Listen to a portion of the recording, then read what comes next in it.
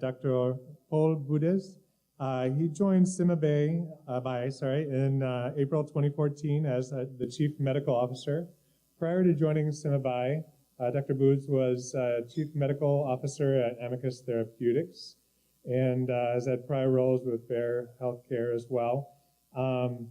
He received his MD from the University of Aix-Marseille in France and has completed an internship and residency and was an assistant professor of medicine at the University of Paris. He specialized in endocrinology, metabolic diseases, internal medicine, and geriatric diseases. Next, if you could help me welcome Dr. Paul Boudes.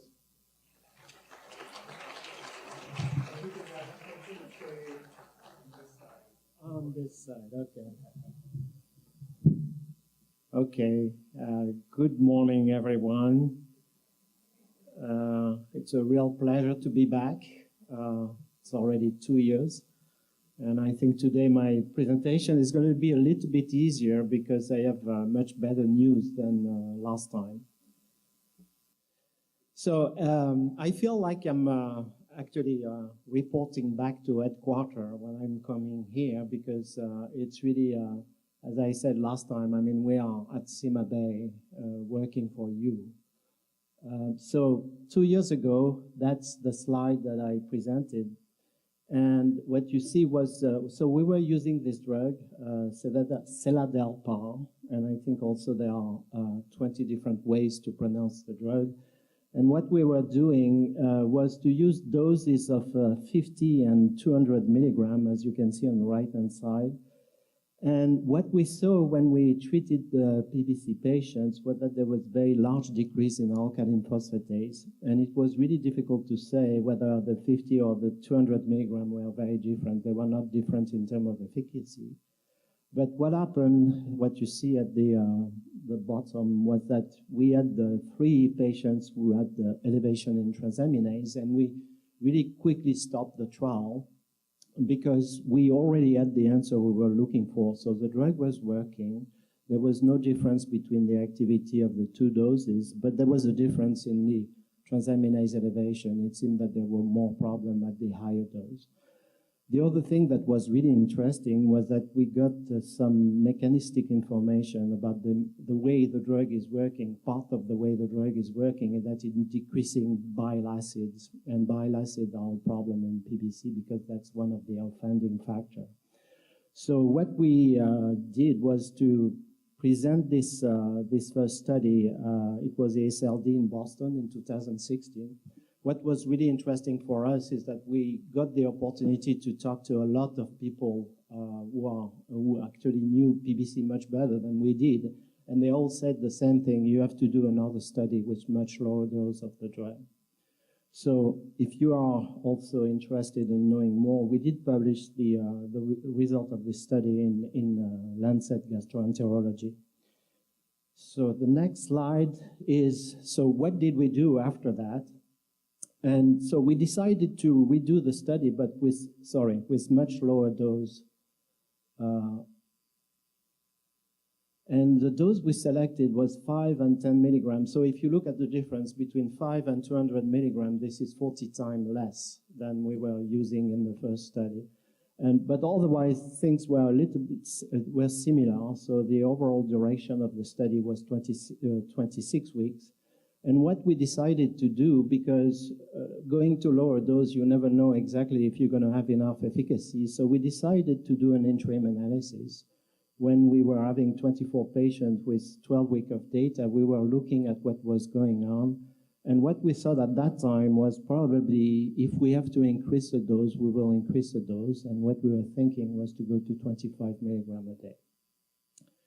So the results were, this is the kind of situation where, in fact, your expectations are fulfilled beyond what you want to see. So the results were very good because if you look at what was happening with alkaline phosphatase, it was the same kind of results in terms of activity. And again, it was very difficult to differentiate between the 5 and the 10 milligrams. So that was a good surprise because we were very low in terms of doses that we were using. And if you were looking at what was going on with the transaminase, this was exactly the opposite of what we were seeing before. Rather than having an increase that we call the safety signal, we were having a decrease in transaminase, which is actually an efficacy signal.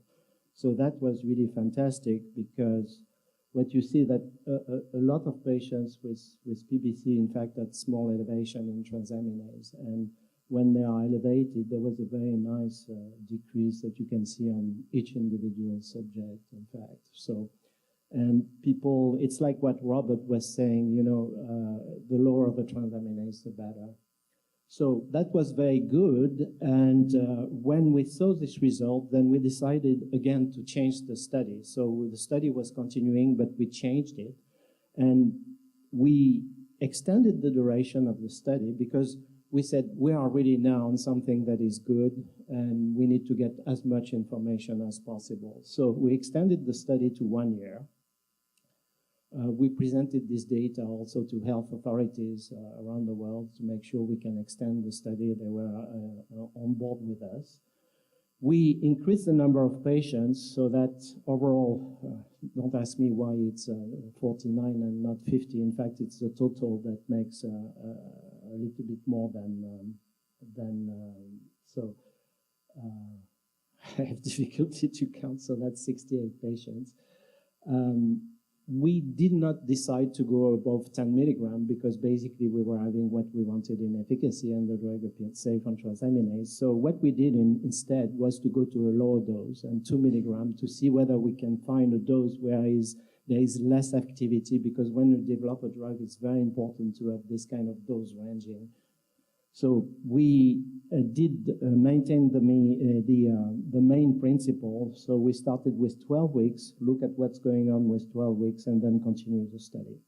So now you have the result of what we had when we changed the study. And actually, we did present that 1 year a couple of weeks ago, and Hirschfeld, actually, it's the same Hirschfeld that Robert mentioned, and that was at EASL in Paris.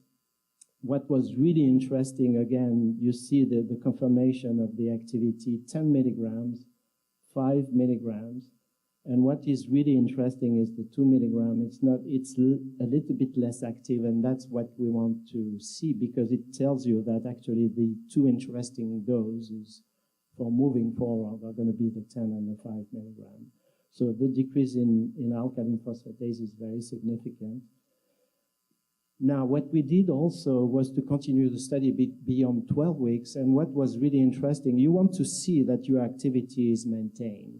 So what we had to do was the possibility of titration. So if you look at the green, that's a subject starting on 5 milligram, but some subjects, you know, had good activity, but it seemed that it was not enough. And what we did for these patients during this second period, up to 26 weeks, was to increase the dose to 10 milligram.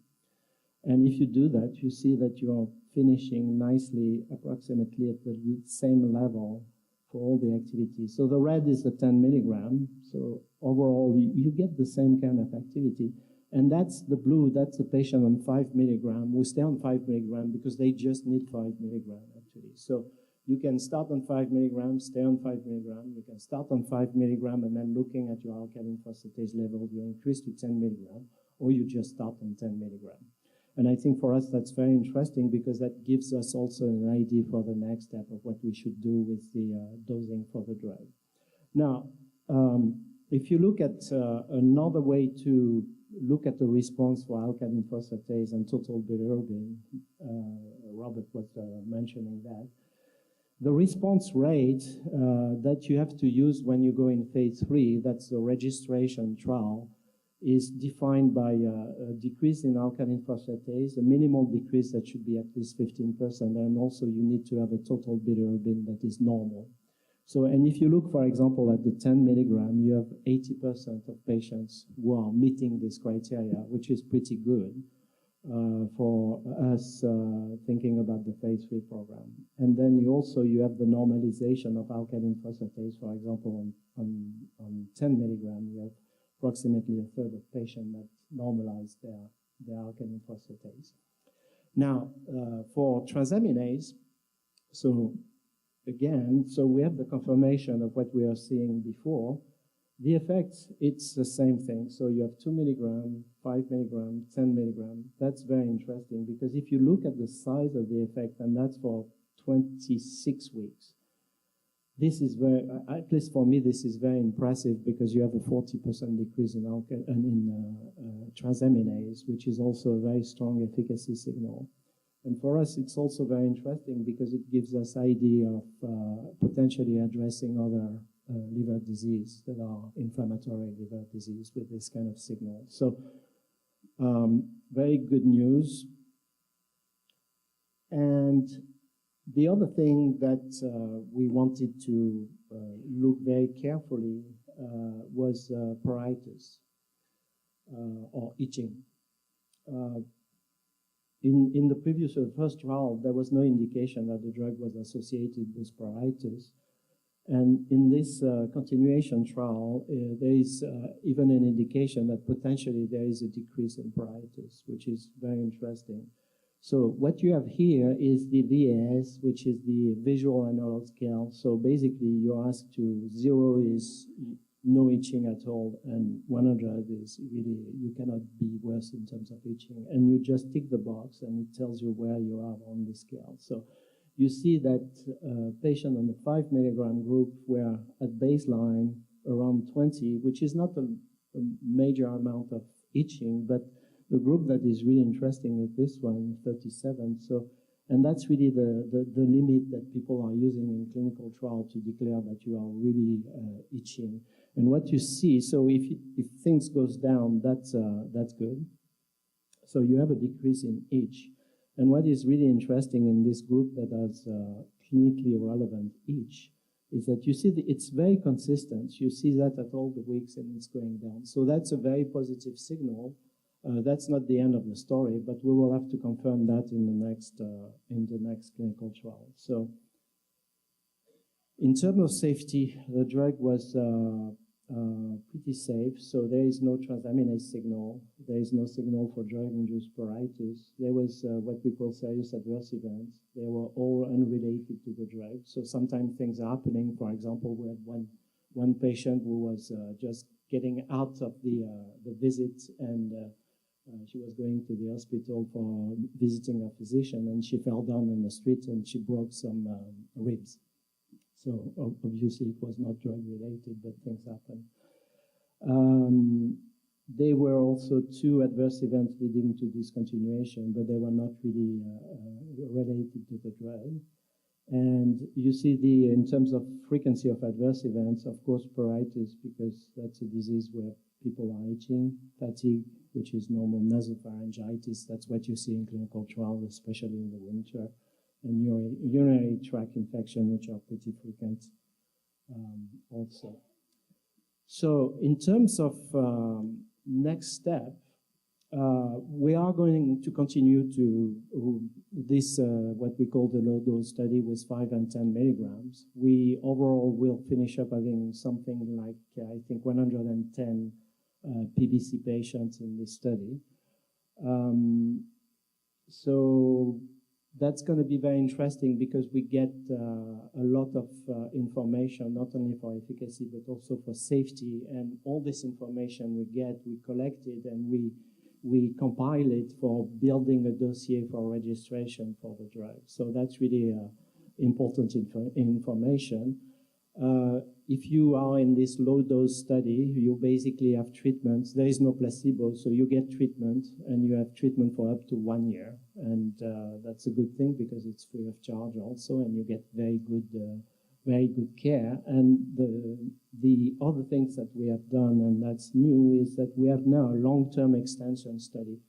When you are done with the 52 weeks or 1 year study, you can go in an extension, and you continue to get the drug free of charge. And I think for us, it's very important because it's a way to give back to the community. In fact, we are trying to help this patient who made these absolutely amazing efforts to participate in our clinical trial. So we're very happy about that. At the moment, I think we have approximately 30 patients who are in this long-term extension study, so meaning they have been taking the drug for more than 1 year. And we'll see when we finish up this study. We say at the moment that it's going to be until the drug is available on the market, but it might even be longer than that, depending on what we're going to do.